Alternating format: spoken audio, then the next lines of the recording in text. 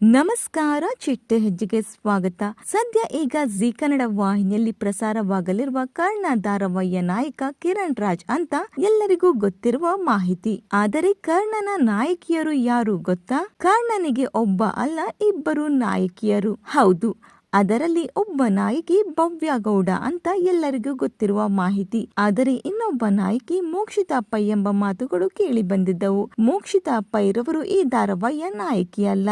ಹಾಗಾದರೆ ಮತ್ತೊಬ್ಬ ನಾಯಕಿ ಯಾರು? ಆ ನಾಯಕಿ ಬೇರೆ ಯಾರು ಅಲ್ಲ, ಬಿಗ್ ಬಾಸ್ ಕನ್ನಡ ಸೀಸನ್ 10ರ ಸ್ಪರ್ಧಿ ನಮ್ರತಾ ಗೌಡ.